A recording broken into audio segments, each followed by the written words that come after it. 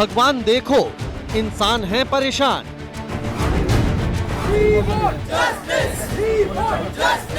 2 दिनों के बाद नंबर आने वाला था ऑपरेशन का और देख रहे कि यहाँ धरना प्रदर्शन चल रहा है। कलकत्ता अलग स्टेट है, ये बिहार स्टेट अलग है, तो ऑल इंडिया कहीं कुछ भी होता रहेगा, पूरा बिहार पूरा ऑल इंडिया बंद कर दीजिएगा। दिल्ली में तिरंगे पर टक्कर। एक चुनी हुई सरकार के झंडा फहराने के अधिकार को छीना जा रहा है। नहीं, इनको ना स्वतंत्रता से कोई लेना देना है, ना इनको देश से कोई लेना देना है। कांग्रेस का बिग प्लान।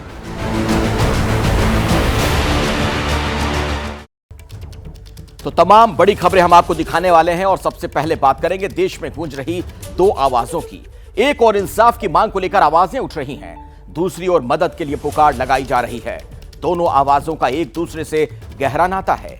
एक धरती के भगवान हैं और दूसरे उनकी शरण में जाने वाले इंसान हैं। क्या ये कनेक्शन समझाएंगे आपको, क्या है ये पूरा मसला, आपको हम बताएंगे। साथ ही बात करेंगे आज की दूसरी बड़ी खबर की। 2 दिन बाद देश आजादी का जश्न मना रहा होगा, लेकिन उससे पहले दिल्ली की सियासत में तिरंगा फहराने को लेकर टेंशन पैदा हो गई। कैसे, ये आपको हम आगे बताएंगे। साथ ही बात होगी दिल्ली में कांग्रेस की बड़ी बैठक की। आखिर कांग्रेस का बिग प्लान क्या है? इन खबरों के लिए मेरे साथ जो तमाम सहयोगी जुड़ रहे हैं उनसे मैं आपका परिचय भी करवा दूं। कोलकाता से रविकांत मेरे साथ मौजूद हैं, अहमद बिलाल के पास भी मैं आपको लिए चलूंगा। दिल्ली से मेरे सहयोगी जुड़ गए हैं और दीपक रावत हमारे साथ नोएडा से मौजूद हैं। कुछ ही देर में जैनेंद्र भी हमारे साथ जुड़ने वाले हैं। कांग्रेस से जुड़ी खबर आप तक वो पहुंचाएंगे, लेकिन अभी की बड़ी खबर सबसे पहले मैं आप तक पहुंचा दूं। कोलकाता निर्भया कांड की बात कर लेते हैं। कलकत्ता हाईकोर्ट ने अब इस मामले में सीबीआई जांच के आदेश दे दिए हैं। लेडी डॉक्टर केस की सीबीआई जांच होगी और फौरन सभी दस्तावेज सीबीआई को सौंपे जाएंगे। यह आदेश हाईकोर्ट की तरफ से दिया गया है। कलकत्ता हाईकोर्ट ने सीबीआई जांच के आदेश दे दिए हैं, यानी अब इस पूरे मामले की तफ्तीश देश की जो सबसे उम्दा जांच एजेंसी मानी जाती है सीबीआई, उसके हवाले है। आइए मैं सीधे आपको कोलकाता लिए चलता हूं। मेरे साथ रविकांत मेरे सहयोगी जुड़े हुए हैं। रविकांत, जरा वहां लोगों से भी आप बात करिए, अगर डॉक्टर्स हो उनसे भी बात करिएगा। और जब कोलकाता हाईकोर्ट का जो फैसला है सीबीआई जांच का, उसे लोग कैसे देख रहे हैं? अखिलेश, देखिए यहाँ पर जो रेजिडेंट डॉक्टर्स बैठे हैं हम उनसे बात कर रहे हैं। उनका धरना अभी चलता रहेगा। आप लोग बताइए कि आप लोगों की क्या रिएक्शन है और क्या आगे आप लोग करने वाले हैं? क्या धरना प्रदर्शन चलता रहेगा आप लोगों का? क्या आप लोगों का है इसमें प्रतिक्रिया? প্রতিক্রিয়া বলতে যতদিন না সঠিক বিচার হচ্ছে এভাবে আন্দোলন চলতেই থাকবে। आप लोगों का ये आंदोलन अभी चलेगा? हाँ जी, जब तक जस्टिस कम्प्लीटली नहीं किया जाएगा तब तक चलेगा। जब तक जो बाकी कल्प्रिट्स हैं उनको नहीं पकड़ा जाएगा तब तक आंदोलन चलते रहेगा। और ये नेशन वाइड जो प्रोटेस्ट है ये बढ़ते जाएगा विद टाइम, ये सप्रेस नहीं होने वाला है। और मेरे हिसाब से सेंट्रल गवर्नमेंट को भी इस पर अपना टिप्पणी देना चाहिए और एक अपॉलजी लेटर देना चाहिए, या प्रधानमंत्री को हमारे माफ़ी मांगनी चाहिए जो विक्टिम है उसके पेरेंट्स से। और हमारे प्रधानमंत्री ने ना ही कोई पोस्ट किया है, ना ही कोई स्टोरी डाली है अभी तक इसके रिगार्डिंग। सीबीआई जांच पर क्या प्रतिक्रिया आप लोग? सीबीआई जांच हो रही है, बहुत अच्छी बात है, लेकिन हम चाहते हैं कि एक निष्पक्ष जांच हो और हमारी दीदी को जो है न्याय मिले। और हमारी जो बाकी मांगे हैं कि सारे डॉक्टर्स की सेफ्टी को इंश्योर करना होगा, उन मांगों पे हम अड़े हुए हैं और हमारा आंदोलन ऐसे ही जारी रहेगा। प्रदर्शन चलता रहेगा। हाँ जी, तो प्रदर्शन ये चलेगा, आंदोलन जारी रहेगा, ये लोग कह रहे हैं। दरअसल कोलकाता रेप मर्डर पर डॉक्टरों का जो आक्रोश है वो नजर आ रहा है देश भर में। आज दूसरे दिन भी डॉक्टरों ने हड़ताल की है। दोषी को फांसी की सजा देने की मांग कर रहे हैं। ये डॉक्टरों की सुरक्षा बढ़ाने की मांग की जा रही है और पीड़ित परिवार को 1 करोड़ रुपए मुआवजे के तौर पर मिले, ये भी इनकी मांग है। कोलकाता में लेडी डॉक्टर से दरिंदगी के खिलाफ देश भर में डॉक्टरों का आक्रोश कम होने का नाम नहीं ले रहा। आपके सामने ये तस्वीरें हैं देश के अलग अलग हिस्सों में क्या चल रहा है, डॉक्टर कैसे अपना प्रदर्शन कर रहे हैं, कैसे अपना विरोध जता रहे हैं, वो आप देख सकते हैं। कोलकाता हो, पटना हो, लखनऊ, वाराणसी, दिल्ली, चंडीगढ़, मुंबई, नागपुर, अजमेर, विशाखापट्टनम, हर जगह की तस्वीर आपके सामने है। डॉक्टर हड़ताल पर हैं। कोलकाता की निर्भया के लिए इंसाफ की मांग है इनकी। और दिल्ली से हमारे साथ अहमद बिलाल हमारे सहयोगी जुड़े हुए, उन्हीं के पास चलते हैं। बिलाल, जरा ये बताइए, दिल्ली में आज स्वास्थ्य सेवाओं पर इस हड़ताल का कितना असर पड़ा, यहां से क्या जानकारी मिल पा रही है? कुछ डॉक्टर से अगर आपकी बात हो पाए तो वो भी हमें सुनवाइएगा।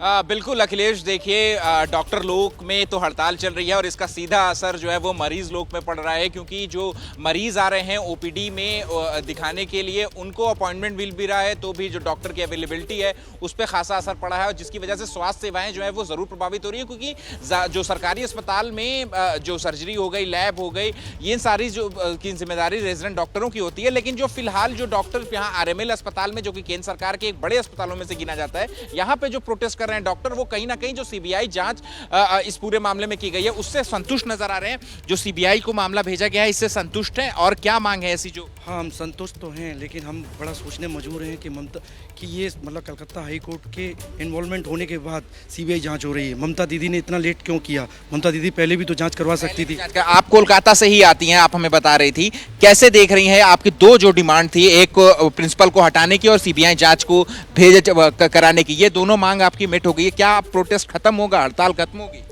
अभी देखिए हमारे एक सीबीआई का तो मान लेते हैं कि हो गया है, लेकिन दिक्कत ये है कि काफ़ी टाइम बाद मिला, और इतना टाइम काफ़ी होता है एविडेंसेस को हटा देने के लिए, संपूर्ण रूप में हटा देने के लिए काफ़ी होता है। एक तो ये है, दूसरी बात ये है कि जो उधर के आरजीकर के प्रिंसिपल थे उनको आरजीकर से कलकत्ता नेशनल मेडिकल कॉलेज में ट्रांसफ़र किया गया। अब उसके बाद उधर उनको घुसने नहीं दिया, इतना मुझे पता है। तो इसका क्या मतलब होता है, एक हॉस्पिटल से दूसरे हॉस्पिटल का?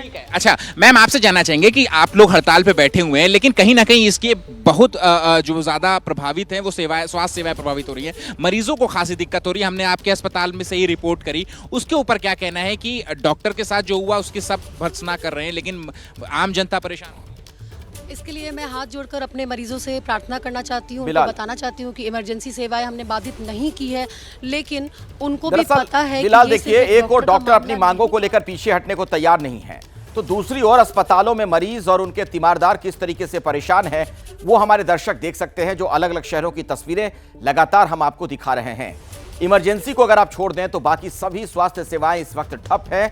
आपको पता है कि अपने देश में ज्यादातर लोग सरकारी अस्पतालों में इलाज के लिए जाते हैं, ऐसे में जो गरीब लोग खासतौर पर वहां पर पहुंचते हैं, उनकी क्या स्थिति अभी होगी इसका आप अंदाजा लगा सकते हैं।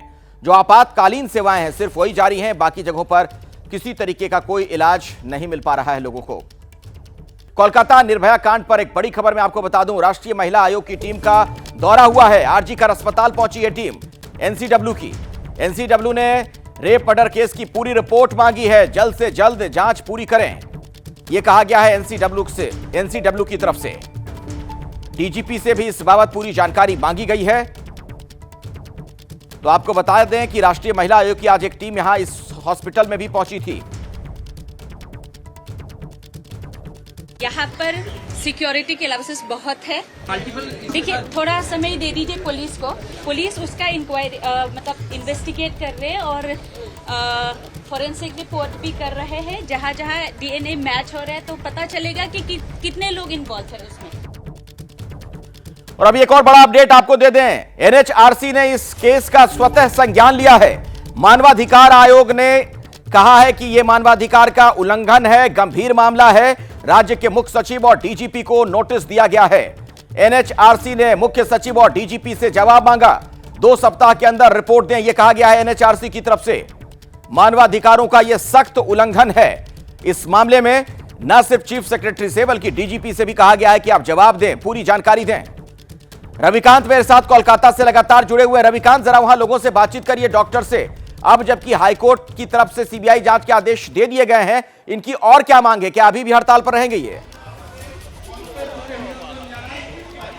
अखिलेश, हमारे साथ अनिकेत हैं जो कि मुख्य प्रवक्ता हैं यहाँ के रेजिडेंट डॉक्टर्स जो प्रदर्शन कर रहे हैं। अनिकेत, आप बताइए कि जो सीबीआई की जांच के आदेश हो गए हैं, इसके बाद आप लोगों का क्या रुख है? हम लोग कोर्ट मॉनिटर जो सीबीआई इंक्वायरी का अभी तक हाईकोर्ट का राय आया है, इस राय को हम लोग वेलकम करते हैं। वेलकम करके हम लोग ये बोलना चाहते हैं, जे सीबीआई इंक्वायरी हो गया मतलब न्याय जस्टिस हो गया, ये बिल्कुल नहीं है। So what is our demand? Our demand, we welcoming the राय of high court, but we still demand जे who are the main culprits, who are the culprits, why police investigation is failure, police investigation not properly holding, already court tell this, so that's why our demand is more specific, जो असली culprit है, प्रकृत जो culprit है, उस culprit को शनाख्त किया जाए, अरेस्ट किया जाए एवं उसका पनिशमेंट दिया जाए। Until this demand is achieved our movement is continue. यानी जब तक सीबीआई जांच चलेगी तब तक आप लोगों का ये भी चलेगा, प्रदर्शन भी चलेगा? ये भी चलेगा। रिगार्डिंग सीज वर्क, लेकिन इस प्रदर्शन की वजह से रविकांत लोगों को दिक्कत भी आ रही है। दरअसल जो हुआ डॉक्टर के साथ, उसके खिलाफ लोगों का जो गुस्सा है, जो डॉक्टर्स का ही गुस्सा आक्रोश है, वो जायज है। लेकिन ये जो हड़ताल पर चले गए रेजिडेंट डॉक्टर, इसकी वजह से स्वास्थ्य सेवाएं बिल्कुल चरमरा गई हैं। मरीजों का हाल बेहाल हो रहा है। सुनिए आप। बहुत दिनों के बाद नंबर आने वाला था ऑपरेशन का, और देख रहे कि यहाँ धरना प्रदर्शन चल रहा है, तो हाहाकार मच जाएगा ना यहाँ को लोगों के साथ, मरीजी के साथ, मरीजी के आदमी के साथ, तो मरीजी से मरना शुरू हो जाएगा। ओपीडी बंद है और पुर्जा भी नहीं कट रहा है। पुर्जा भी नहीं कट रहा है। अब बाहर ही कुछ देखना पड़ेगा, अब क्या करें। कलकत्ता अलग स्टेट है, ये बिहार स्टेट अलग है। ऑल इंडिया में कहीं कुछ भी होता रहेगा, पूरा बिहार, पूरा ऑल इंडिया बंद कर दीजिएगा, ये कोई तरीका है? नहीं, एकदम गलत है, सरासर गलत है। एक हफ्ता पहले मैं एडमिट थी, यहीं पे जांचें लिख के दी थी, जांचें वगैरह हुई हैं। अब मैं दिखाने आई हूँ तो गार्ड ने क्या 2 घंटे के बाद आना, अभी नंबर बहुत लंबा है आपका। इमरजेंसी पेशेंट रहेगा तो क्या करेगा? ऐसा हड़ताल करेंगे तो वो तो भारी मर जाएगा ना। वो बोल रहे कि हम लोग को कुछ यही चल रहा है, इसके लिए आज डॉक्टर को ही मिलेगा नहीं, तो शनिवार को आ जाओ। देखेंगे किधर, तो जाना तो पड़ेगा ना, उसको तकलीफ तो है इसके लिए।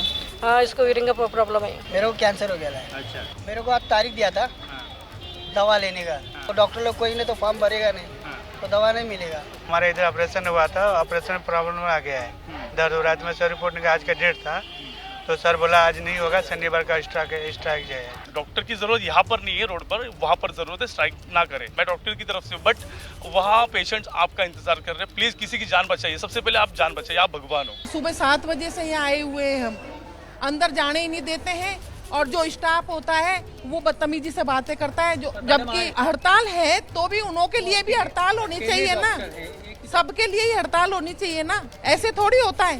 बात कर लेते हैं देश की राजधानी दिल्ली से आई उस खबर की जिसमें झंडा फहराने पर विवाद हो गया। मंत्री और अधिकारी के बीच तनातनी, आतिशी नहीं फहरा पाएंगी तिरंगा, सीएम केजरीवाल की मांग खारिज हो गई है।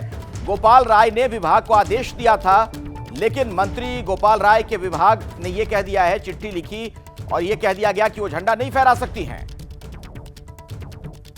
आइए सीधे मैं आपको लिए चलता हूं दीपक रावत के पास, आप तक और ज्यादा जानकारी पहुंचाने वाले हैं। दीपक, ये जो विवाद हो गया है, जरा इसके बारे में बताइए कि इसकी मूल में क्या है। एक जो तनातनी देखने को मिलती है दिल्ली सरकार और एलजी के बीच, वही तो नहीं है कहीं इसके केंद्र बिंदु में भी?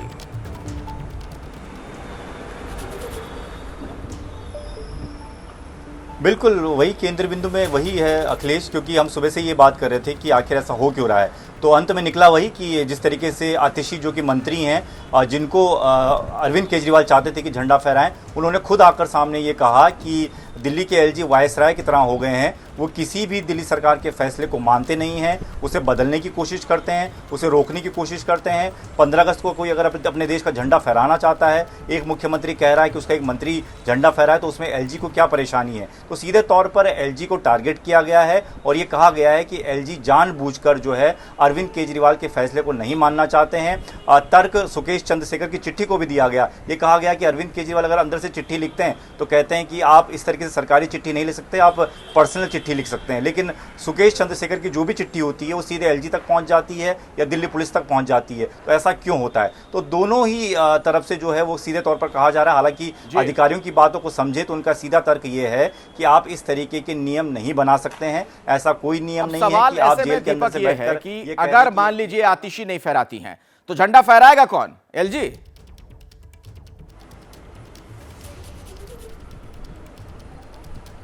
और सीधे तौर पर, क्योंकि आप ये मान के चलिए कि दिल्ली में जिस तरीके की स्थितियां हैं और जिस तरीके के कोर्ट के आदेश हैं, उसके बाद से ये कहा जाता है कि दिल्ली के मुख्यमंत्री जो भी आदेश लेते हैं उन आदेशों पर आखिरी मोहर जो एलजी की लगती है। तो अब जब दिल्ली के मुख्यमंत्री झंडा फहराने के लिए इस वक्त मौजूद नहीं है, वो तिहाड़ जेल में है, तो माना यही जा रहा है कि एलजी खुद छत्रसाल स्टेडियम में 15 अगस्त को झंडा फहरा सकते हैं। बड़ी खबर आ रही है दिल्ली से, जहां पर कांग्रेस की एक बैठक हुई है। खरगे की अध्यक्षता में कांग्रेस की मीटिंग हुई है। कांग्रेस महासचिव से लेकर प्रभारी प्रदेश अध्यक्ष यहां पर मौजूद रहे। कोटे में कोटा वाले सुप्रीम कोर्ट के फैसले पर भी मंथन हुआ है। कई अन्य मुद्दों पर भी चर्चा की खबर है। तो मल्लिकार्जुन खरगे की अध्यक्षता में यह बैठक हुई जिसमें कांग्रेस महासचिव से लेकर प्रभारी प्रदेश अध्यक्ष सभी मौजूद थे। मेरे सहयोगी जैनेंद्र हमारे साथ इस बीच जुड़ चुके हैं। जैनेंद्र, इस बैठक का क्या एजेंडा रहा, क्या चर्चा हुई, क्या जानकारी और मिल पा रही है आपको? अखिलेश, मूल रूप से तो ये बैठक बुलाई गई थी SC/ST आरक्षण में कोटे के अंदर कोटा और क्रीमी लेयर को लेकर के सुप्रीम कोर्ट ने जो टिप्पणी की थी और कोटे में कोटा का जो फैसला किया था, इसको लेकर के विचार विमर्श के लिए। लेकिन उससे ठीक पहले हिंडनबर्ग ने एक और जो खुलासा किया है और सेबी प्रमुख पर नए सिरे से आरोप लगाए हैं, इसको लेकर के चर्चा हुई दोनों विषयों पर। और कांग्रेस ने ऐलान किया है कि 22 अगस्त को देश भर में कांग्रेस के कार्यकर्ता प्रदर्शन करेंगे ईडी दफ्तरों पर और मांग करेंगे सेबी प्रमुख के इस्तीफे की और इसके अलावा अदानी मामले में जो आरोप लगे उन सबकी जेपीसी जांच की। इसके साथ ही जो कोटे में कोटा का मामला है उस पर विचार तो जरूर किया कांग्रेस पार्टी ने, लेकिन ये स्टैंड जो है उसको लेकर के ये कहा कि इस पर विचार और चल रहा है, कमेटी इस बात का अध्ययन कर रही है। क्रीमी लेयर को लेकर कांग्रेस साफ कर चुकी है कि वो इसके खिलाफ है। कहीं ना कहीं कांग्रेस इस बहस में फिर से जाति जनगणना के मुद्दे को ला रही है और कांग्रेस ने एक बार फिर यह ऐलान किया है कि जाति जनगणना के मुद्दे पर देश में आने वाले दिनों में वो नए सिरे से मुहिम तेज करेगी। तो सबसे बड़ा ऐलान यही है कि 22 को देशव्यापी प्रदर्शन अडानी के मसले पर और आने वाले दिनों में जाति जनगणना के मुद्दे को और तेज करेगी कांग्रेस। ठीक है जैनेंद्र, ये तो खबर की बात हुई। वैसे आपको 40 अंडर 40 बेस्ट जर्नलिस्ट का अवार्ड भी मिला है कल, इसके लिए आपको बहुत सारी बधाइयां। अगस्त का महीना बारिश किसी मुसीबत से कम नहीं है। देश के अलग अलग राज्यों में हो रही बरसात अब परेशानी का सबब बनती जा रही है। राजस्थान हो, मध्य प्रदेश हो, हिमाचल हो, उत्तराखंड हो, बिहार या तेलंगाना, तस्वीरें जरा आप देखिए। हर कहीं बारिश ऐसे बरस रही है, लोग त्राहिमाम हैं। कहीं नदियां उफान पर, कहीं सड़कों पर जल भराव, लोगों की मुसीबतें बढ़ गई हैं। अलग अलग राज्यों के अलग अलग शहरों की जल प्रलय की तस्वीर हम आपको दिखा रहे हैं। जयपुर में क्या हालात हैं, राजस्थान की राजधानी, सीधे लिए चलता हूं मैं आपको। मनीष शर्मा मेरे सहयोगी आपको स्क्रीन पर नजर आ रहे हैं। मनीष, जरा तस्वीरें भी दिखाइए और यह बताइए कि इस वक्त क्या हालात है जयपुर में और राजस्थान के अलग अलग हिस्सों से क्या खबरें मिल रही हैं आपको? अखिलेश, कई दिन बाद जयपुर के लिए तो राहत की बात है। आज तेज धूप खिली थी। आप इस वक्त देख सकते हैं जयपुर का ये खूबसूरत जल महल। बारिश हो रही थी तो इसका ये पूरा पानी सड़कों तक बहने लगा, लेकिन फिलहाल सूरज निकलने के बाद अब लोगों को थोड़ी सी राहत है। और जयपुर में आज सुबह से ही बिल्कुल बारिश नहीं हो रही, तेज़ धूप खिली है। लेकिन राजस्थान के अलग अलग इलाकों में, खासतौर पर पूर्वी राजस्थान में लगातार बारिश का सिलसिला जारी है। हिंडौन और करौली में लोगों ने राहत महसूस की क्योंकि सुबह से बारिश नहीं हो रही थी, लेकिन बूंदी में आज जल प्रलय आ गई। तकरीबन 7 इंच बारिश हुई है वहाँ पर। गाँव में, घरों में पानी घुस गया, सड़कों पर पानी, 1-1, 2-2 फीट लोगों के घरों में पानी पहुंच गया। मुख्यमंत्री भजनलाल शर्मा ने रोक रहा हूं। राजस्थान के बूंदी में बारिश का रेड अलर्ट जारी किया गया है। 12वीं तक के स्कूलों में छुट्टी घोषित कर दी गई है, यह जानकारी भी हमें अभी मिल रही है। हालात का डीएम और एसपी ने जायजा लिया है। बारिश से बूंदी में कई जगह बाढ़ के हालात हैं। बूंदी में अब तक 15 इंच से ज्यादा बारिश हो चुकी है। तो जिस तरीके के हालात वहां पर बने हुए हैं, खुद डीएम और एसपी मुआयना कर रहे हैं। और ये तस्वीरें आप देखिए, ये बूंदी की तस्वीर है, हम आपको दिखा रहे हैं किस तरीके के हालात यहां बने हुए। तेज बारिश और उसके बाद आप देखिए ये बहुत ही तेज गति से बढ़ता हुआ पानी शहरी इलाकों की तरफ। जल सैलाब की तस्वीर आपके सामने। बूंदी में किस तरीके के हालात बने हुए हैं। और देखिए एक पुल जो आपको नजर आ रहा है, जिसके जरिए लोग एक छोर से दूसरे छोर की ओर जाते होंगे, वहां तक पहुंचा हुआ है पानी। मनीष, वाकई जो आप बता रहे थे, राजस्थान के कुछ इलाकों में स्थिति बड़ी भयावह है। जी बिल्कुल अखिलेश, मैंने बताया जैसे हिंडौन करौली में आज राहत मिली, लेकिन पूरा का पूरा जो कहना चाहिए बारिश का फोकस बूंदी की तरफ हो गया। तस्वीरें आपने दिखाई कि किस तरीके से जल प्रलय का माहौल हो गया। सड़कें, घर, दुकान, मकान, गांव सब जलमग्न होते दिख रहे हैं। और 7 इंच बारिश, तो जैसा आपने बताया 15 इंच बारिश, 7 इंच बारिश तो केवल एक ही दिन में रिकॉर्ड हुई है। ऐसे में मुख्यमंत्री भजनलाल शर्मा ने खुद हवाई सर्वेक्षण किया, आपदा प्रबंधन की लगातार बैठकें कर रहे हैं और अधिकारियों को कहा गया है कि अगर कोई लोग फंसे हुए हैं तो उनकी पूरी मदद की जाए। राहत सामग्री की ज़रूरत हो, एसडीआरएफ की टीमों की ज़रूरत हो तो उन्हें वहां पहुंचाया भी जाए। लेकिन कुल मिलाकर के बूंदी में आज पूरे राजस्थान में सबसे ज़्यादा बारिश हुई है। इसके अलावा भरतपुर, अलवर, करौली, दौसा, ये पिछले कई दिनों से लगातार हो रही बारिश थी। वैसे भी जलमग्न से हो रहे हैं। दिखा देता हूं पहले। करौली में रिमझिम बारिश हुई, लेकिन पिछले कई दिनों से करौली में बाढ़ के हालात ने लोगों को परेशान कर दिया है। लगातार बारिश के चलते जगह जगह पानी भरा हुआ है, जनजीवन अस्त व्यस्त है। कॉलोनी और बाजारों में जलभराव से आवाजाही में दिक्कतें हो रही हैं। ये तस्वीरें आप देख सकते हैं, करौली की तस्वीरें हम आपको दिखा रहे हैं। प्रशासन इन हालातों पर नजर बनाए हुए है।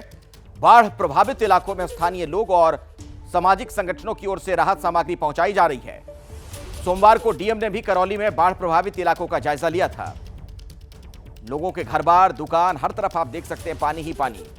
ये 12 अगस्त की तस्वीर हम आपको दिखा रहे हैं। आलम यह है कि ये जो सड़क है, जो गलियां हैं जहां से लोग गुजरते थे, वहां पर देख सकते हैं आप किस तरीके के हालात हैं।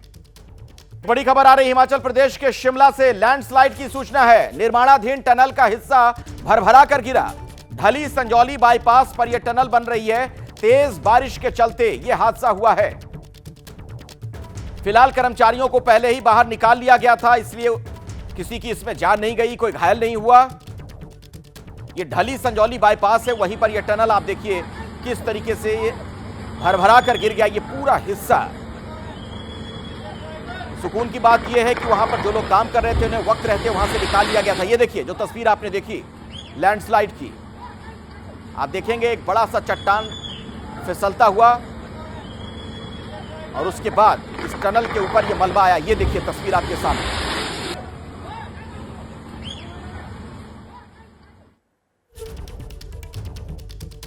मनीष शर्मा लगातार हमारे सहयोगी हमारे साथ बने हुए हैं। मनीष, अलग अलग तस्वीरें हम दर्शकों को दिखा रहे हैं। शिमला की तस्वीर भी हमने दिखाई, राजस्थान के विभिन्न इलाकों का आप जिक्र कर रहे हैं। क्या प्रशासन की तरफ से जो समुचित मदद पहुंचनी चाहिए वक्त रहते लोगों तक, वैसा हो पा रहा है?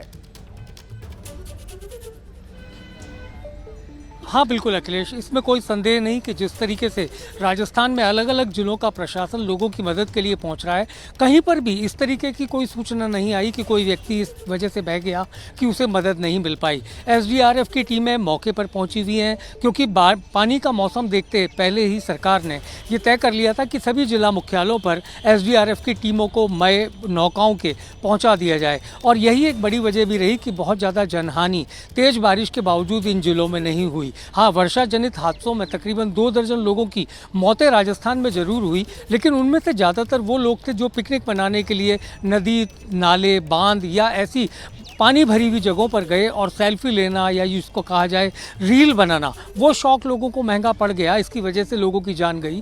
लेकिन बहने की वजह से राजस्थान में इस बार बहुत ज़्यादा मौतें नहीं हुई हैं। इक्का दुक्का मौतें जरूर रिकॉर्ड हुई हैं। टोंक में एक जो बस ड्राइवर था उसकी मौत हुई थी। इसके अलावा लेकिन प्रशासन ने अपनी ओर से मदद की, और जैसे मैंने बताया कि हवाई सर्वेक्षण भी आज खुद मुख्यमंत्री भजन लाल शर्मा ने किया। और उसके बाद तो अब जरा मध्य प्रदेश का मैं रुख करना चाहूंगा, जहां भारी बारिश हुई है कई इलाकों में। शिवपुरी से हमें जो जानकारी मिल रही है कि रिहायशी इलाकों में वहां पानी भर चुका है। बारिश के चलते सड़कें भी जलमग्न है। बारिश में शिवपुरी का जो ड्रेनेज सिस्टम है वो पूरी तरीके से फेल नजर आया। हालांकि ये सिर्फ शिवपुरी की स्थिति नहीं है, देश के जो अलग अलग राज्यों में बड़े शहर हैं, महानगर हैं, स्मार्ट सिटी की जिन्हें उपाधि दी गई है, उनका भी कमोबेश यही हाल है। थोड़ी सी बारिश होती नहीं है कि सड़कों पर कुछ इसी तरीके से नदी बहने लगती है, ड्रेनेज सिस्टम पूरी तरीके से फेल हो जाता है, जल निकासी की कोई समुचित व्यवस्था नहीं। और यह सूरत हाल तब है जबकि करोड़ों रुपए का फंड इसके लिए हर साल आवंटित होता है, इसके बावजूद यही स्थिति। अब आपको जरा मुरैना का हाल दिखा देते हैं। मुरैना में पानी का खौफ कैसा है ये देखिए आप। आबादी और कृषि इलाके को बाढ़ से बचाने के लिए प्रशासन ने चंबल की नहर की दीवार तोड़ दी, जिससे टोंगा तालाब का पानी नहर की ओर जाने लगा। जो बताया जा रहा है, जो जानकारी हमें मिल रही है, सबलगढ़ तहसील मुख्यालय पर टोंगा तालाब की दीवार फूट गई थी, जिससे तालाब का पानी कई गांवों की ओर बढ़ रहा था। वहां बाढ़ का खतरा मंडराने लगा। इसकी सूचना पाकर डीएम प्रशासनिक अमले के साथ मौके पर पहुंचे, हालात का जायजा लिया। अब आपको सुपौल की तस्वीरें दिखाते हैं। हिमाचल के बाद हिमाचल की भी तस्वीरें हमने आपको दिखाई थी, और ये अब आपके सामने बिहार की तस्वीर है। बारिश ने लोगों की परेशानियां बढ़ा दी हैं। बिहार के सुपौल में कोसी नदी उफान पर है और हालात ऐसे हैं कि कई गांव वालों के घर कोसी में समा चुके हैं।